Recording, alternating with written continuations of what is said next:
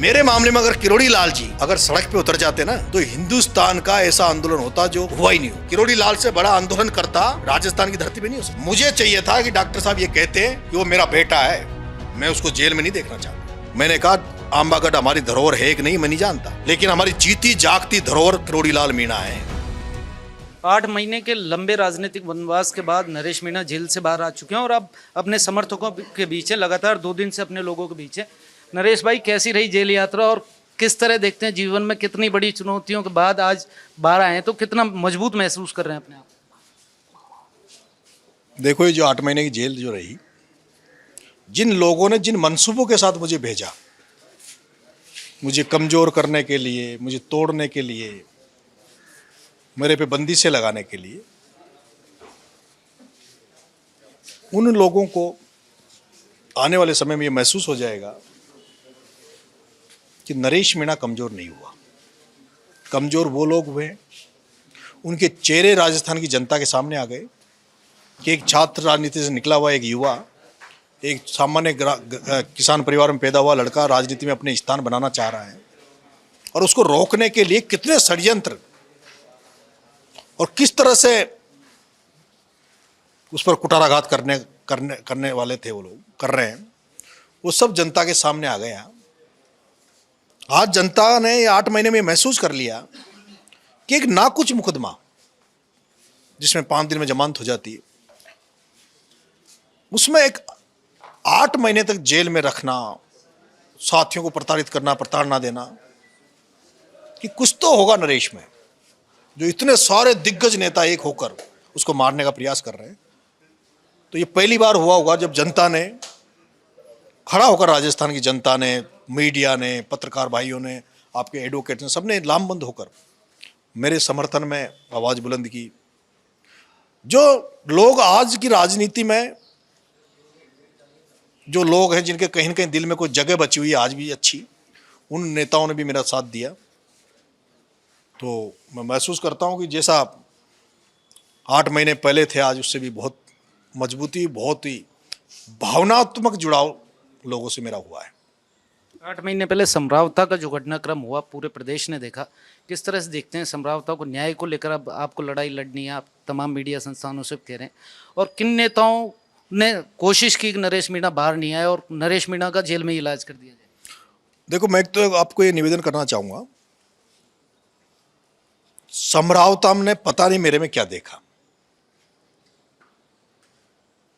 मैं केवल कुछ घंटे उस गांव में रहा हूं मात्र। वो पहला दिन था जिस दिन मैं 10 बजे उस गांव में पहुंचा, और शाम को शायद 8-9 बजे तक मैं उनके बीच में रहा।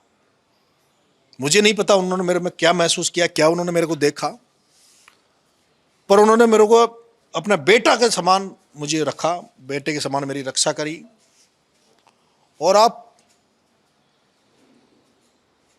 ये जानकर हैरान रहोगे कि उन्होंने उस घटना के बाद में जब ये नुकसान की उन्होंने भरपाई, कभी ये नहीं कहा कि हमारा नुकसान हुआ उनकी भरपाई सरकार करे या मुआवजा दे, कुछ करे।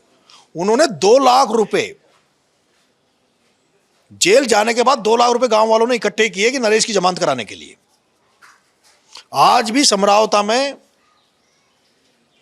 यह तय कर रखा है कि हम नरेश को जगह देंगे, घर देंगे।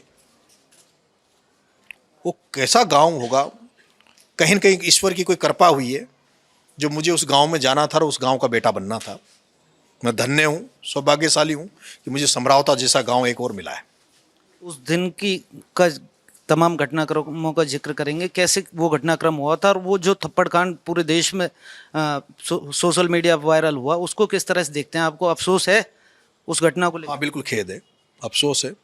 लोकतांत्रिक व्यवस्था में वो कदम नहीं उठाना चाहिए था जो मैंने वो कदम उठाया। और अब 8 महीने जेल में रहा हूं तो काफ़ी सारी चीज़ों को आत्ममंथन किया है, सुधार करेंगे। ऐसा कोई कृत्य नहीं करेंगे जो हमारा संविधान जिसको अलाउ नहीं करता। ऐसा कोई कृत्य नहीं करूंगा जिससे कोई इस तरह की हो जिससे ठेस पहुंचे। हाँ, तेवर और तरीका नरेश मीणा का नहीं बदलेगा। जनता के लिए लड़ाई लड़ूंगा, आम गांव, गरीब, किसान, पिछड़े, शोषित, जहां कहीं भी मुझे लगेगा कि शोषण हो रहा है वहाँ जैसे अब तक आवाज़ उठाता आया हूँ वैसे आवाज़ उठाता रहूँगा।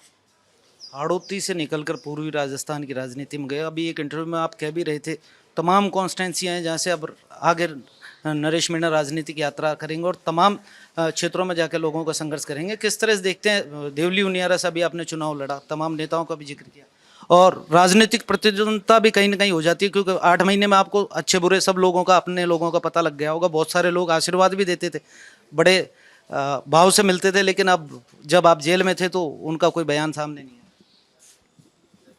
सबको आजमा लिया जी। वैसे तो राजनीति में कोई किसी का है ही नहीं, ये तो आप सब जानते हो। अब कहीं किसी के पीछे आत्मा में कोई जगह थी, वो सारे लोग मदद करने आए। मैंने गुंजल साहब के चुनाव में काम किया था और पहली बार गुंजल साहब से जिस लोकसभा चुनाव में काम किया तो लीग से हटके पहले तो वो कांग्रेस के वरिष्ठ नेता होने के बावजूद भी मेरे लिए उन्होंने सार्वजनिक तौर पर टिकट मांगा, जो वैसे टिकट मिलने तक कोई व्यक्ति, पार्टी का व्यक्ति, शायद मुझे नहीं लगता कि कोई किसी व्यक्ति की इस तरह से खुली सिफारिश करे, सार्वजनिक सिफारिश करे कि भाई इसको टिकट दो। फिर ये घटना घटने के बाद भी चुनाव में उन्होंने मुझे उनसे कोई मदद नहीं मिली गुंजल साहब से। मैं जब चुनाव लड़ा, हाँ वो ये है कि उन्होंने ये फर्ज निभाया कि वो मेरे खिलाफ प्रचार करने नहीं आए, वो देवली उनियारा मेरे खिलाफ प्रचार करने नहीं आए। और जब मैं जेल में चला गया और जब उन्होंने जो मेरा साथ दिया, वो एक बड़ा भाई छोटे भाई का दे सकता है, एक परिवारजन अपने परिवार की तरह दिया, तो उनका मेरे ऊपर बहुत हुआ है। उनके अलावा भी प्रताप सिंह जी खाचरियावास साहब, जो कांग्रेस के वरिष्ठ नेता, वो जेल में मेरे से मिलने गए, पूरे आंदोलन में रहे। राजेंद्र जी गुडा, इंदिरा जी मीणा, ओम प्रकाश जी हुड्डा, महिपाल जी करनी सेना वाले मकराना जी, हनुमान जी बेनीवाल साहब ने मेरे समर्थन में जो स्टेटमेंट दिया, उससे काफ़ी सारी चीज़ें बैलेंस हुई। एक जाट समाज में मेरे प्रति नाराज़गी थी, वो नाराज़गी कहीं ना कहीं उन्होंने, उनकी वो स्टेटमेंट से भी कम हुई, क्योंकि मैंने महसूस किया था जिस दिन मैं जेल गया था उस दिन ऐसा लगता था वहाँ भी बंदी भी रहते हैं और लोग भी रहते हैं। लेकिन जैसे हनुमान जी ने मेरे पक्ष में बात स्टेटमेंट दिया, उसके बाद में बहुत सारी चीज़ें पक्ष में रही। और मैंने ये बात उसी दिन भी कही थी कि एक अधिकारी था, अधिकारी की कोई जात नहीं होती, उसकी जगह कोई भी होता तो वो जो घटना घटित होती तो वो होती, तात्कालिक घटना थी। मैं तो उनको जानता भी नहीं था। और अभी भी मैं तो आज जो मीडिया में भी कह रहा हूँ भाई, मैं खेद व्यक्त करता हूँ उस पर। एक उस वीडियो को बार बार दिखाया जाता है। मैं मीडिया से भी अपील करूंगा, मेरे साथियों से भी अपील करूंगा कि कृपा करके उस वीडियो को ना चलाए। कई बार क्या होता है कि कोई चीज़ को हम ठंडा करना चाहते हैं और कुछ लोग उसको उकसाना चाहते हैं। मैं नहीं चाहता वो चीज़ गई, उसको छोड़ देना चाहिए। एक भाई साहब मेरे 8 महीने रहते हुए राजस्थान, मध्य प्रदेश, यूपी में 7,500 गाँव में मेरे साथ मेरे नाम के बोर्ड लगे। मैं उनसे भी, आज राजस्थान में भी लगे हुए अलग अलग गाँवों में हम देखते हैं नरेश मीणा का गाँव। मैं उनसे भी, मेरे आईडी से भी, आपके माध्यम से भी निवेदन कर रहा हूँ कि कृपा करके वो मेरा नाम हटा ले। उसमें वो शहीद भगत सिंह का नाम लिखे, भारत माँ का नाम लिखे, जय राजस्थान लिखे, कोई भी उनकी इच्छा का नाम लिखे। क्योंकि देखो ऐसा है कि जिंदा रहते हुए व्यक्ति, हो सकता है कब मैं कोई मानवीय उसमें कब कोई भूल कर पाए, तो कोई गलती हो जाए, कोई मेरे से असंतुष्ट हो जाए और फिर वो कोई बोर्ड टूटे, उस पर कालिक पोती जाए। तो मैं चाहता हूं कि मेरा ये निवेदन है, मतलब जिन गाँवों ने मेरा लगाए उनके चरणों में, कि उनको धन्यवाद है कि उन्होंने मेरे को शक्ति दी, लेकिन वो मेरा नाम हटा लें। क्योंकि ये सब चीज़ें आदमी मरने के बाद मूर्ति लगती है, आदमी जिंदा रहते हुए किसी की मूर्ति नहीं लगती। और इसीलिए नहीं लगती कि मरने के बाद उससे कोई अपेक्षा नहीं रहती। वो जो सो अंतिम समय में जब जाता है तो उसकी यादों में कि वो अच्छा है तो मूर्ति लगेगी, अच्छा नहीं तो जो भी, जैसे भी आप देख रहे हैं जिसलिए महान पुरुषों की मूर्तियाँ लगती हैं। तो मैं चाहूँगा कि वो लोग मेरा नाम हुआ अनसठ। आपने अभी चर्चा की हाड़ौती की, हाड़ौती में प्रमोद जैन बाया का नाम लिया, जो लोकसभा अध्यक्ष हैं उनका नाम लिया, तमाम लोगों का नाम लिया। आप किस तरह से देखते हैं कि हाड़ौती में किस तरह का राजनीतिक दबाव जनता महसूस करती है और उसके खिलाफ आपकी किस तरह की लड़ाई? आप दौसा से आते हो और मैं कई बार आपसे दौसा में आपको मैंने मिला हूँ। आपके जो 50 साल पहले पायलट साहब का जो पहला चुनाव था दौसा का, स्वर्गीय पायलट साहब का, स्वर्गीय राजेश जी पायलट साहब जब भरतपुर से सांसद बनने के बाद जब दौसा आए थे पहली बार, तब जो परिस्थितियां आपके यहां थी उससे भी बहुत बुरी परिस्थितियां हाड़ौती में है। 4 लोग पूरे 4 जिलों पे कब्जा करके बैठे हैं। स्पीकर साहब ओम बिरला जी, शांति धारीवाल जी, प्रमोद जैन भाया जी और प्रताप सिंह सिंघवी जी, 4 लोग पूरी हाड़ौती पे कब्जा करके बैठे हैं। चारों लोग जैन समाज से आते हैं। हाड़ौती समाज, हाड़ौती में सबसे बड़ी संख्या में धाकड़ समाज है। उनको कोई प्रतिनिधित्व नहीं, कांग्रेस उनको टिकट नहीं देती। वहां पर माली समाज बहुत बड़ी तादाद में है हाड़ौती में। जिस अंता कॉन्स्टिट्यूंसी में 45,000 माली समाज है, सभी कॉन्स्टिट्यूंसी में माली समाज बहुत है। खेतिहर किसान कौम में माली, गुर्जर समाज और आपका मीणा समाज। उसके अलावा आप झालावाड़ में चले जाओ तो लोधा समाज, बंजारा समाज, ये बहुत बड़ी तादाद में है। लेकिन उनको जितनी संख्या है, जितना उनको मिलना चाहिए राजनीति में भी और बाकी जगह भी, वो उनको मौके नहीं मिल रहे। हम लोगों की ये स्थिति है कि इन 4 लोगों के पास, हमें अगर पंचायत समिति का टिकट से लेकर लोकसभा एमएलए का टिकट मांगना है किसी को भी, 4 लोगों के अलावा, तो इनके दरवाजे पे जाना पड़ेगा। उस हाड़ौती में हमें कोई धंधा खोलना है, कोई बिजनेस करना है, हमें कोई ट्रैक्टर ट्रॉली भी बजरी की निकालनी, कोई पत्थर का काम करना, कुछ भी करना, तो इनके दरवाजे पे जाना पड़ेगा। हमें हमारे वहाँ आपके जो पूर्वी राजस्थान है, जो शेखावटी क्षेत्र है, ये हमसे 50 साल आगे है। आप कोटा बूंदी जैसे क्रॉस करोगे, हाड़ौती में जाओगे, हम लोग 50 साल पीछे हैं आप लोगों से, शैक्षणिक तौर पे भी, राजनीतिक जागृति के रूप में भी और आर्थिक रूप से भी। लोग, नौकरियां नहीं हैं, सरकारी नौकरियां तो पटवारी, सिपाही, ये लोग मिलेंगे। माठ साहब, कोई किसी ने कोई विद्रोह कर लिया, किसी के गांव में वोट कम आ गए तो माठ साहब को जैसलमेर टिका देंगे। पटवारी ने कोई गड़बड़ कर दी तो बाड़मेर, तो दूसरे दिन सारे घर वाले नेताजी के पास चले जाएंगे। बहुत दयनीय स्थिति है। और फिर इतना होने के बावजूद भी मैं एक ऐसे परिवार से आया हूं जो मेरे पिताजी बहुत बड़े नहीं रहे पर राजनीति में सक्रिय रहे और वो बड़े नेताओं के साथ रहे। और मैं बचपन में उनके साथ जब जाता था तो मेरे पिताजी भुवनेश जी चतुर्वेदी साहब के साथ रहे, जो देश में एक बार नरसिम्हा राव के टाइम पे प्रधानमंत्री थे। कि नरसिम्हा राव जी के टाइम पे एजे प्रधानमंत्री, भुवनेश चतुर्वेदी के टाइम पे कोटा में थे, रामकिशन जी वर्मा थे कोटा में। आज मैं जब हाड़ौती में देखता हूं, बीजेपी में वहां रघुवीर सिंह जी कौशल थे, ललित सिंह चतुर्वेदी जी थे, दाऊदयाल जोशी थे। ये लोग जब तक हाड़ौती की राजनीति में रहे, जब तक वहां मानवीयता थी, राजनीति का व्यापारीकरण नहीं था। भरत सिंह जी जैसे, जुझार सिंह जी जैसे, कोटा दरबार बरजराज सिंह जी, ये जब तक रहे तब तक वहां ग्रामीण लोगों को इज्जत मिलती थी, मान सम्मान मिलता था। अब इन 4 लोगों का जिनका मैं नाम लेता हूं, इन्होंने पूरी हाड़ौती की राजनीति को व्यापारीकरण कर दिया। अब जो इनके बिजनेस में पार्टनर हैं, उन्हीं के तो धंधे चलेंगे, वही राजनीति में जिला परिषद, डायरेक्टर, प्रधान, प्रमुख बनेंगे। प्रमोद जैन भाया की लुगाई अभी जिला प्रमुख है, 3 बार लोकसभा लड़ ली। उनका बेटा, उसका कभी इंटरव्यू ले लेना, अगर 4 शब्द भी बोल दे तो नाम बदल दूंगा।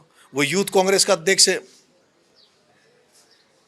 ऐसे हालात। और यही गुंजल साहब अभी वहां 12 चले गए, मैं उनसे पूछूंगा, वरना भाई साहब आपको नहीं जाना चाहिए था उसके मंच पे।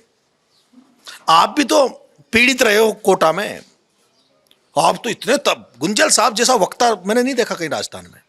वो जब बोलता है तो रोएं खड़ी हो जाती है। उस व्यक्ति को किस तरह से मारा गया है, घेर कर। पहले बीजेपी में मारा, प्रताड़ित होकर कांग्रेस में आए तो कांग्रेस से सारे कांग्रेसियों ने फिर मार दिया। और वो अब नरेश को जो लोग 12 में 2 भाई मिलकर जो उनके साथ हो रहा, वही मेरे साथ हो रहा था। अब वो भाया को अगर जिंदा करने का प्रयास कर रहे हैं तो वो एक पाप होगा। वो राजनीति करें लेकिन कृपा करके। और जो भाया के तो मंच पे, ये हमारे यहाँ 12 हाड़ौती में ये चर्चा करने लग गए अब तो लोग, कि भाया के कार्यक्रम में और भाया के मंच में वही जाता है जिसको कहीं ना कहीं भाया का पैसा पहुंचता है। ये तय मान लेना आप, जो भी भाया के मंच पे जो नेता नजर आएगा वो 100% कहीं ना कहीं उसके घर की दाल रोटी भाया के पैसों से चल रही है। लोग कहते हैं राहुल गांधी की जो भारत जोड़ो चली, उसका पूरा खाना भाया का रहा। लोग कहते हैं नरेश सवाल ही नहीं, कैसे लड़ेगा? तो उससे वो तो एआईसीसी में ही पैसा जाता है। और ये दुर्भाग्य है, मानो आप कि भाया के 500 वोट नहीं है अंता में। राहुल गांधी कहता जातीय जनगणना होनी चाहिए, जाति संख्या के अनुसार प्रतिनिधित्व देना चाहिए। तो दोनों प्रतिनिधित्व, वहां माली को टिकट दे दो 45,000 वोट है, मीणा को टिकट दे दो 35,000 वोट है, धाकड़ समाज में टिकट दे दो 20,000 वोट है, मुस्लिम समाज 30,000 है। 500 वोटों का धनी प्रमोद जैन भाया, और जिसका वर्ग 90%, 99% बीजेपी को वोट देता है। वो जो जिस वर्ग से आते हैं, अगर प्रमोद जैन भाया कांग्रेस से चुनाव नहीं लड़े अभी, और उसकी जगह कोई दूसरा व्यक्ति चुनाव लड़ेगा, तो मुझे नहीं लगता कि प्रमोद जैन भाया के रिश्तेदार भी कांग्रेस को वोट देंगे, वो बीजेपी को देते हैं। फिर ऐसी क्या मजबूरी है कि उसको टिकट दिया जाए और उसके कहने पे दिया जाए? एक तरफ प्रमोद जैन भाया के कहने पे 7 टिकट बांटे जाते हैं। झालावाड़ 12 में अभी लोकसभा में एक सुरेश गुर्जर का टिकट सचिन पायलट का था, बाकी 7 टिकट प्रमोद जैन भाया के थे। और इसलिए वो 7 टिकट हारे क्योंकि नरेश मीणा भाया के खिलाफ खड़ा था। भानु प्रताप सिंह सांगोद में, जिस पर भाया ने टिकट में आशीर्वाद दिया, तो भानु जी भी निमट गए थे। मैं कहना चाहता हूं कि ये जो पैसा, धनबल या व्यापारीकरण, इनके खिलाफ लड़ रहा हूं, मुहिम जारी रहेगी, लड़ते रहेंगे। राजनीतिक गठबंधन बताया आपने ओम बिरला और प्रमोद जैन भाया के बीच में, जो जनता के बीच में आने वाले समय में आप एक्सपोज करने वाले हैं, जो इंटरव्यू में कहा है, किस तरह का राजनीतिक गठबंधन है और किस तरह के घटनाक्रम आपने फेस किए? अभी बजरी में पहले नाम आता था मेघराज सिंह जी का। मेघराज सिंह जी बजरी के व्यापारी थे, बजरी के कारोबारी थे, एक ठेकेदार थे, बजरी का धंधा करते थे। तो धंधा करने वाले से उससे हमें ज्यादा उम्मीद नहीं करते कि वो क्या कर रहे हैं क्या नहीं कर रहे हैं। लेकिन जो राजनीति में शपथ लेता है, जनता के बीच में जाके भाषण देता है कि मैं जनता का सेवक हूं, जनता का बेटा हूं, जनता को गणेश मानकर पूजा करूंगा, और वो सफेद कपड़े पहनकर वो जो बजरी माफिया बन रहे हैं, तो उनमें और जो सड़क पर जो गुंडे घूमते हैं, जो चाकू मार के पैसे छीन लेते हैं, डकैतियां करते हैं, उनमें क्या फर्क है भाई? राजस्थान में एक ऐसा भ्रष्टाचार का मामला है जिसको उठाया भी था। अभी किरोड़ी लाल जी ने जब विधानसभा चल रही थी तो कहा था कि 7 करोड़ रुपए रोज की बजरी निकल रही है टोंक में। लेकिन उसके बाद सब बंद हो गए, चुप हो गए। अब क्यों चुप हो गए मुझे नहीं पता, या तो जो बोले उनकी पार्टनरशिप हो गई होगी बाद में। वहां पर बिशलपुर डैम में बनास में मिट्टी निकालने के नाम पर, कि भाई इस बनास में मिट्टी भर गई, मिट्टी निकालने के नाम पर राजस्थान ने ठेका दिया कि इसको मिट्टी को, गाद को निकाला जाए ताकि भराव क्षमता ज़्यादा बढ़े। वो टेंडर एक गड़िया को है, कोई गुजरात का है गड़िया, मैं तो पूरा नाम भी नहीं जानता, गड़िया क्या है, उस गड़िया का नाम मात्र है। उसमें अब प्योर बजरी निकल रही है, उस बजरी को मार्केट में बेचा जा रहा है बिना कोई लीज लिए, बिना कुछ 1 रुपया सरकार को दिए, और उसको निकालने का पैसा सरकार दे रही है। हजारों लाखों करोड़ का घोटाला, और 20 साल तक लगातार चलेगा। वो 20 साल का टेंडर है। मैं मुख्यमंत्री जी सर आपके माध्यम से कहना चाहता हूं कि चलो आपने गाद निकालने का टेंडर दे दिया, आपने पैसा भी दे दिया, अब आप जो गाद निकाल रहे हैं उनसे कहो कि वो लोग कहीं सरकारी खजाने में वहां उसको, उस बजरी को, उस गाद को रखे वहीं नदी के किनारे, और उसको उसका खुली बोली लगाए। मैं कह रहा हूं सरकार को हजारों करोड़ रुपए मिल जाएंगे, उस गाद को खरीदने वाले हजारों करोड़ रुपए लेके आ जाएंगे। लेकिन पूरा जो ये सवाई माधोपुर से लेके कोटा से लेके जहाजपुर से लेके टोंक से लेकर वापस माधोपुर चले जाओ, ये जो चौकोर एरिया बचा है, इसमें सारे जो बेचारे छोटे लोग थे, जो किसान थे, जिनको मकान बनाने के लिए बजरी चाहिए थी, उनको रोज जेलों में ठूंसा जा रहा है। और केवल एक व्यक्ति का ईस्ट इंडिया कंपनी की तरह केंद्रीकृत कर दिया। अब कलेक्टर की पोस्टिंग भी दिल्ली से होगी टोंक में, एसपी की पोस्टिंग भी टोंक में दिल्ली से होगी, क्योंकि मैंने 12 में देखा है ये बजरी में जो काम होता है, बजरी में कोई भी व्यक्ति डंपर भर के लाता तो 2000 चौकी पे देता है, 2000 थाने में, 2000 वन विभाग वालों को, 2000 फलाने को, 2000 फलाने को। 12 में जब ये भाया का जब शासन था कांग्रेस का, तो 12 में जैसे कोई डंपर घुसता था बजरी का, उसकी एक ही जगह पेनल्टी लगती थी प्रमोद जैन भाया के नाम की 14,000 की। फिर उस ट्रक को जाके आप थाने के आगे खड़ा कर दो, किसी की औकात नहीं जो बजरी को पकड़ ले। और जब मैंने वो लाइव किया था, तो 3 थाने क्रॉस करने के बाद मैंने उसको पकड़ा था, उसके बाद उस पर कार्रवाई नहीं हुई थी, मुझे 1 महीने जेल में डाला था। कोई सीआई ने, अगर थानेदार ने भी किसी बजरी का ट्रक को हाथ दे दिया तो लाइन हाजिर रहता था। अब ये यहां हो गया इन 4 जिलों में। दूसरा, कोटा में कोचिंग सेंटर है।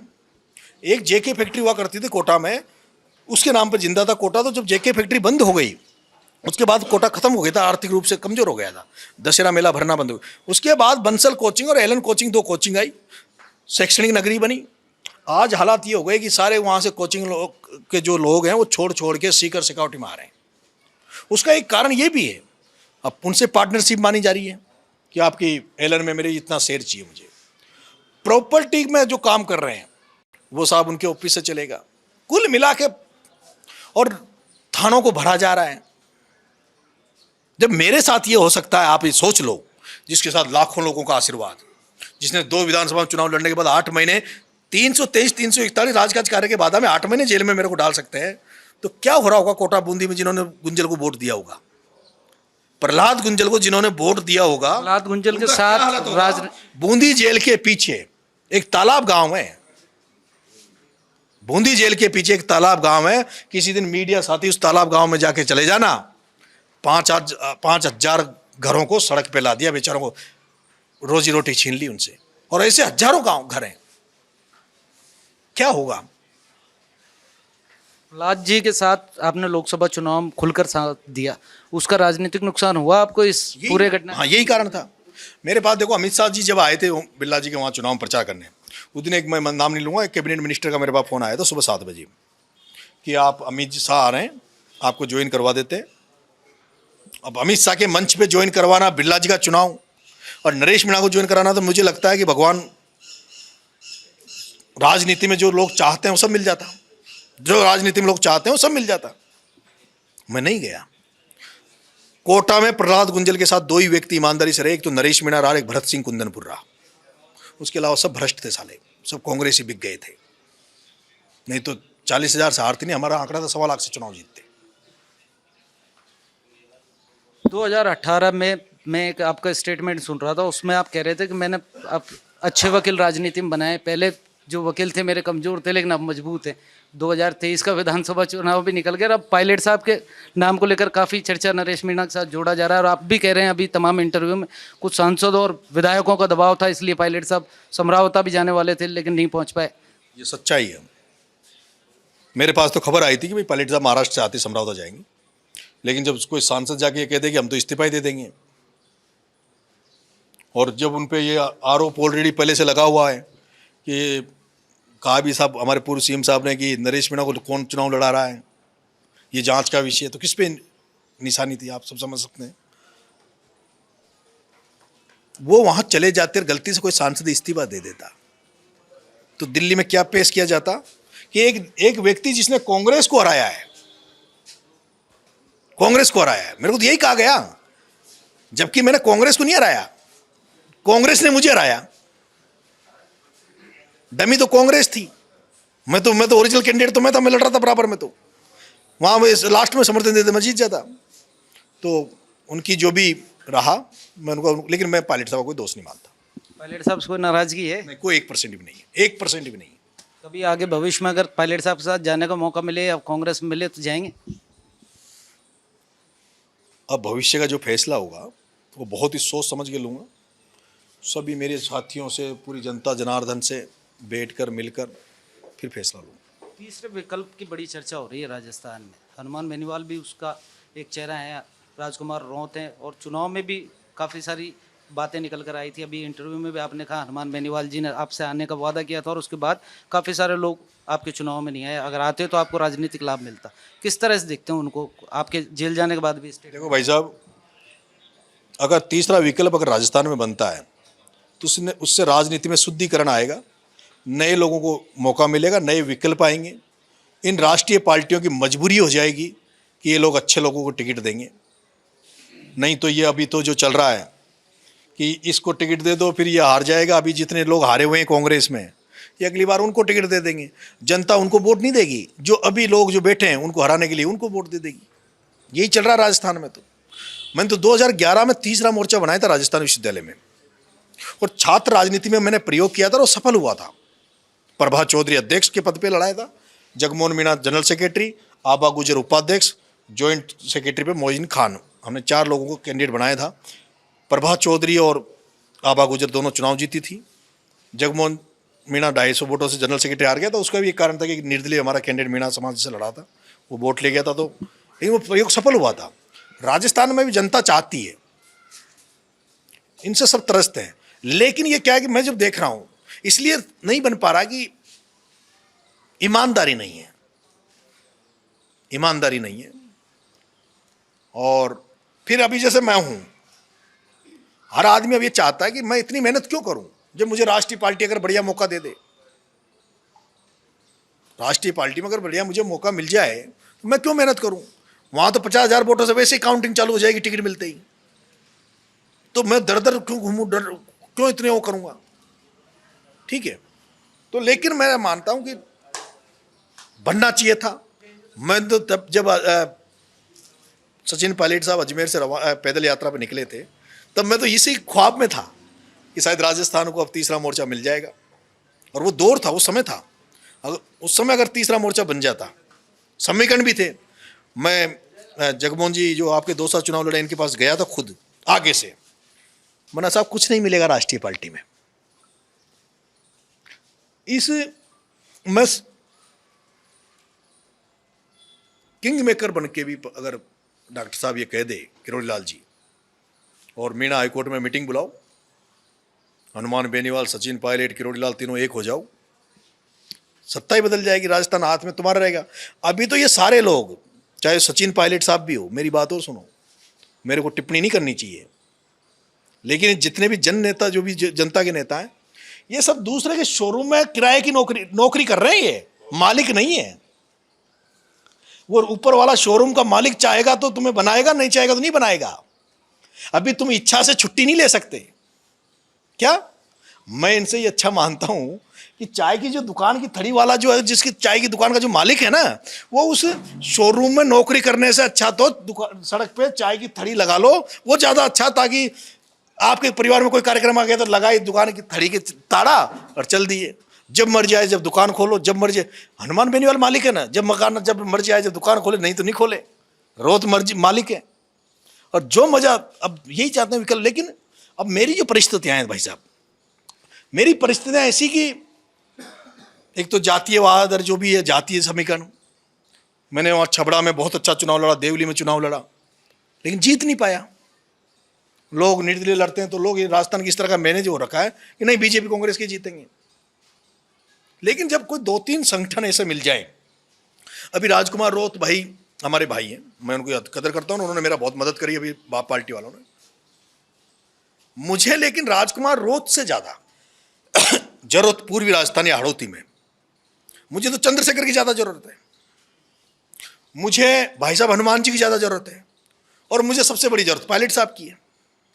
अगर मैं तीसरा विकल्प बनता है, तीसरा विकल्प हड़ौती से लेके पूर्वी राजस्थान में अगर मीणा गुजर भी एक हो जाए तो भी मुझे लगता है कि कोई, क्योंकि किरोड़ी लाल जी ने जब राजपा बनाई तो केवल वो मीणाओं की पार्टी थी, और जिसमें 17 सीटें किरोड़ी लाल जी जीते, 4 पे वो जीते और 13 पे सेकंड रहे, और मार्जिन था 2,000-2,500 का, और केवल मात्र मीणाओं के वोट थे। अब उन वोटों में अगर गुर्जर समाज के वोट मिल जाते, एससी समाज के वोट मिल जाते, माइनॉरिटी किसी वर्ग के एक सहारा मिल जाता तो 17 सीट हो जाती।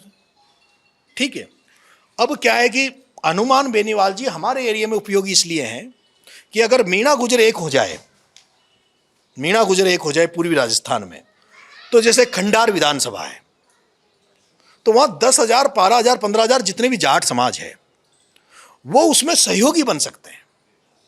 निवाई में सहयोगी बन सकते हैं, चाकसू में सहयोगी बन सकते हैं, हिंडोन में सहयोगी बन सकते हैं, गंगापुर में पहले 5,000 वोट है तो वहां वो सहयोगी बन सकते हैं, भरतपुर में वो बहुत बड़े रूप में अपना अदा कर सकते हैं।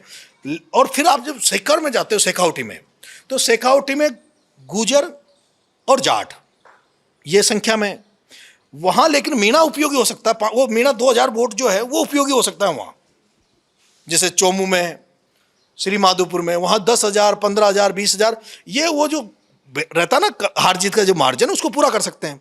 फिर आप उधर चले जाओ आपके अजमेर साइड में, वहां जाट और गुजर समाज है, ठीक है, वहां भी मीणा समाज है। उदयपुर में चले जाओ तो, लेकिन ये कि ईमानदारी हो। अब केवल ये हो कि यहां तो बात करें ऊपर दिल्ली लेवल पे जो बार्गेनिंग हो जाती है आजकल, और वो हजारों करोड़ में होती है, साली इतनी पैसों में होती है जी कोई ईमान बचता ही नहीं। पैसे के अलावा मुख्यमंत्री के पद के लेकर भी लड़ाई हो जाती है। नहीं, फिर वो देखो राजनीतिक पार्टियां हैं, जैसे उनको लगेगा कि तीनों सारे लोग एक हो रहे हैं, वो एक को कह दे कि तेरे को तो मुख्यमंत्री बना रहे हैं, कहाँ बेवकूफ़ हो रहा है, क्यों इनके चक्कर में पड़ रहा है। वो बेचारा फिर राष्ट्रीय पार्टी का मुख्यमंत्री बन रहे हैं तो कौन मेहनत करेगा। किरोड़ी लाल मीणा को इस घटनाक्रम के बाद आपका एक बयान भी आया था, लेकिन वो किसी भूमिका में आपके प्रकरण को लेकर नजर नहीं आए, ना ही इस तरह का कोई स्टेटमेंट आया। तो किस तरह कोई नाराजगी है डॉक्टर किरोड़ी लाल मीणा? और मैंने शुरुआत में देखा था आपको उस समय जब डॉक्टर किरोड़ी लाल मीणा संघर्ष कर रहे थे, नई पार्टी बना रहे थे, तो आपने उनका खून से तिलक किया था। मैं डॉक्टर साहब का बहुत सम्मान करता था। मैं जिस दिन बंद हुआ था ना, वो ये कहते हैं, किरोड़ी लाल जी ये कहते हैं कि मेरे से उसके परिवार ने किसी ने संपर्क नहीं किया, मुझे आइसोलेट कर दिया। सभी जाति के नेताओं के पास गए, सभी पार्टी के नेताओं के पास गए, मेरे पास नहीं आए। पहली बात तो ये, जो 25 तारीख का जो आंदोलन की तैयारी हो रही थी, उस दिन सारे युवा साथी डॉक्टर साहब के दरवाजे पे गए थे। उनका जो रेस्पॉन्स था वो साथी बताएंगे। उन्होंने फिर बाद में कुछ लोगों को बुलाया, तो उनका जो रेस्पॉन्स था वो नहीं था पूरा जितना हमें चाहते थे।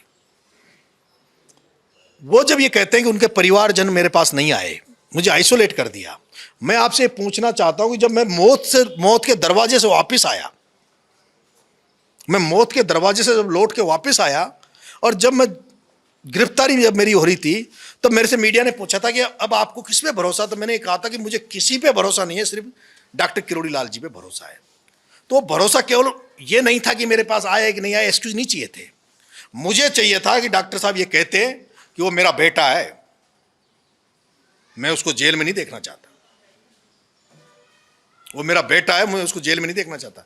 एक बार डॉक्टर साहब आंबागढ़ के प्रकरण में थाने में उनको कर लिया था, पूरा समाज कॉमर्स कॉलेज में उनके खिलाफ हजारों की तादाद में खड़ा था, वो थाने में थे, 50 लोग उनके साथ थे। मैंने उतर कर सड़क पर उन 4000 लोगों में जाकर कहा, जब लोग कह रहे थे कि आंबागढ़ हमारी धरोहर है, मैंने कहा आंबागढ़ हमारी धरोहर है कि नहीं मैं नहीं जानता, लेकिन हमारी जीती जागती धरोहर किरोड़ी लाल मीणा है, और किरोड़ी लाल को सलाखों के पीछे हम नहीं देखना चाहते। और जो लोग किरोड़ी लाल जी को सलाखों रिहा कराना चाहते हो मेरे साथ आए। और ये जो आपका जेलर मार के जाम हुआ था, और जो पुलिस प्रशासन उनको घर छोड़ना जा रही थी, मैंने कहा किरोड़ी लाल जी जब तक यहाँ नहीं आएंगे गांधी सर्किल पर नरेश मीणा नहीं उठेगा। और उसके बाद किरोड़ी लाल जी को वहां लाए, और जो नेता जो उनको किरोड़ी लाल जी को कमजोर करना चाह रहे थे, वो मीटिंग इस बात की रखी गई थी कि मीणा समाज का केवल किरोड़ी लाल मुखिया नहीं है, मीणा समाज में रामकृष्ण मीणा भी है और लोग भी हैं।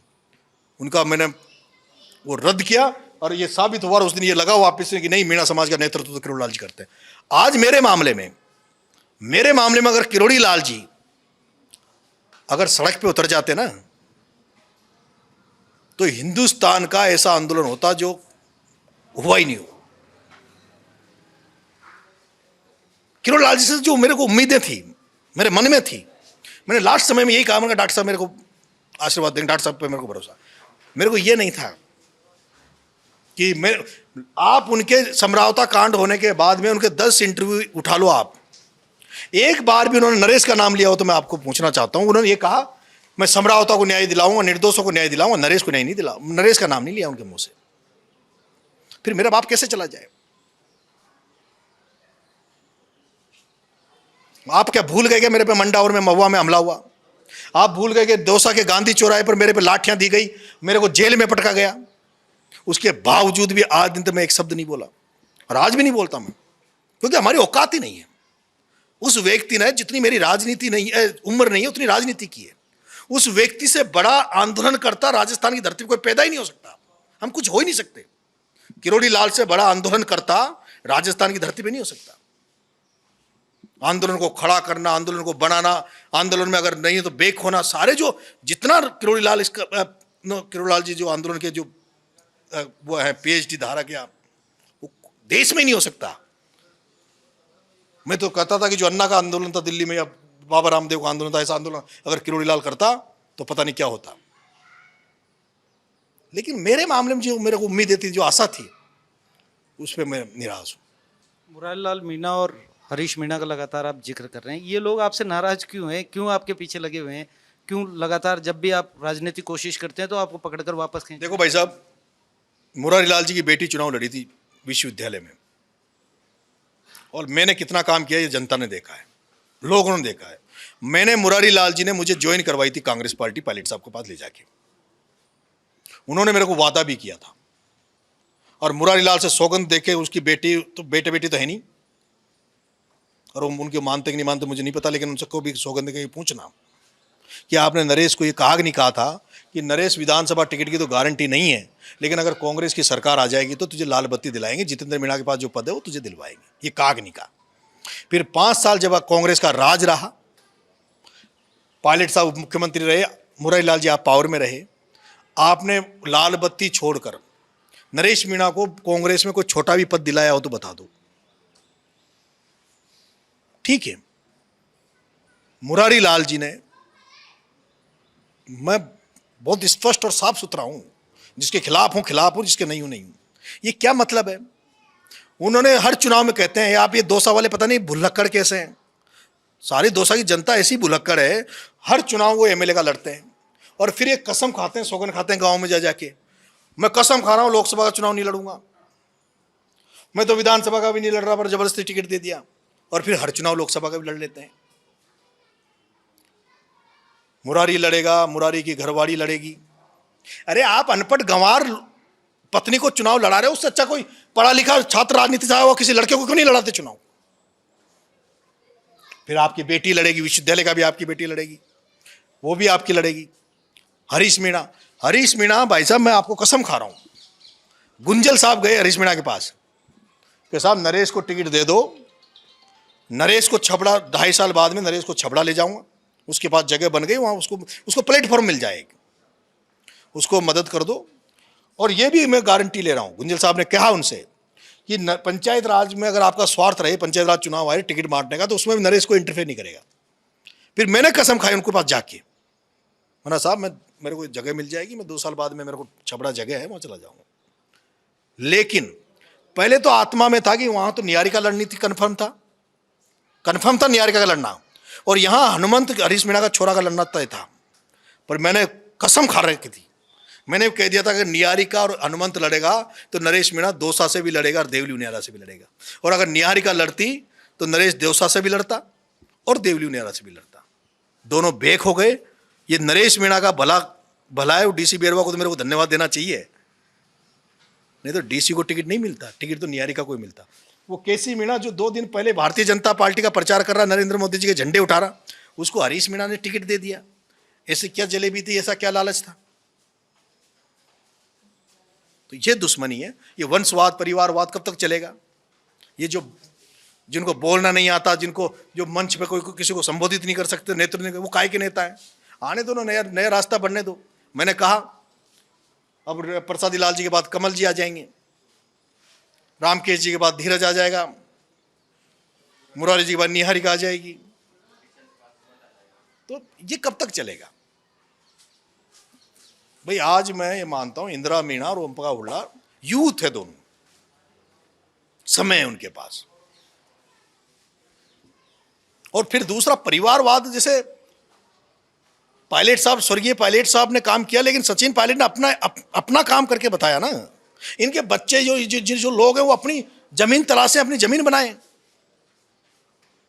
इसलिए मैं अब राजनीति में ये पूर्वी राजस्थान के लोग तो इसलिए दुश्मन है, और वो जो आरोपी वाले वो इसलिए दुश्मन है कि वो जो व्यापारीकरण की राजनीति कर रहे हैं, उनको खतरा है कि आके हमारा धोखा, हमारे लिए वो संकट पैदा होता है। आपके पिता मुख्यमंत्री जी से मिले और जो बातचीत हुई, किस तरह से देखते हैं? मुख्यमंत्री जी का कितना सहयोग रहा आपके लिए? माननीय मुख्यमंत्री जी का पूरा सहयोग रहा। विपरीत परिस्थितियों में उन्होंने मेरी मदद करी। उन्हीं की कृपा रही कि शुरू में तो उन्होंने पूरा, सरकार ने मुझे प्रताड़ित किया, मेरे पे डबल एजी खड़े किए, सरकारी पीपी खड़े किए, लेकिन बाद में जब मेरे पिताजी से जो बात हुई, उन्होंने उनको वादा को निभाया।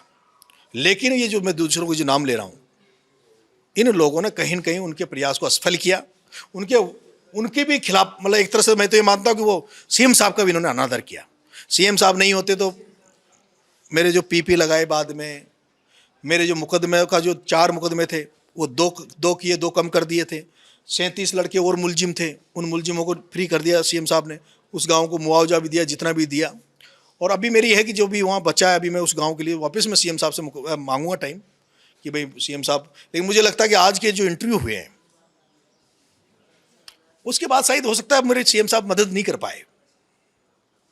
आज की जो इंटरव्यू के बाद में तो हो सकता है कि वो लोग शायद उनको इतना दबा दे कि एक ऐसे व्यक्ति, क्योंकि वहां कहा ही गया था, वहां जो लोग जाते थे वो ये कहते थे कि साहब वो तो किसी का है ही नहीं। अरे सही बात भी है, हम किसी का है नहीं, क्योंकि सारे लोग द्रोणाचार्य बन के घूम रहे हैं, सबको अर्जुन चाहिए, एकलव्य किसी को चाहिए नहीं। अब हम तो एकलव्य हैं। एक अंतिम सवाल, आपके राजनीतिक विरोधियों से भी हम मिलते थे तो कहते थे कि 8 महीने जेल में नरेश जब बाहर आएगा तो उसके राजनीतिक तेवर अपने आप ठंडे हो जाएंगे, अपने आप दिमाग ठिकाने आ जाएगा। तेवर बरकरार रहेंगे या वैसे ही सड़कों पर संघर्ष है जो गुस्सा है? आधा घंटा, 1 घंटा नहीं, अब अभी आप इंटरव्यू में कह रहे थे अब गुस्से पर काबू करना सीखूंगा। हाँ, गुस्से पे कंट्रोल करेंगे, लेकिन तेवर और तरीका और ये जोश ये बरकरार रहेगा। तो ये थे हमारे साथ नरेश मीणा जिनसे हमने बात की। उन्होंने कहा तेवर इसी तरह रहेंगे और आने वाले समय में युवाओं की लड़ाई ये इसी तरह लड़ेंगे और भविष्य की जो राजनीति है उस पर आप अपने साथियों के साथ मिलकर चर्चा करेंगे। कैमरा सहयोगी सुनील शर्मा के साथ लोकेश नागर, रिपोर्ट भारत, जयपुर।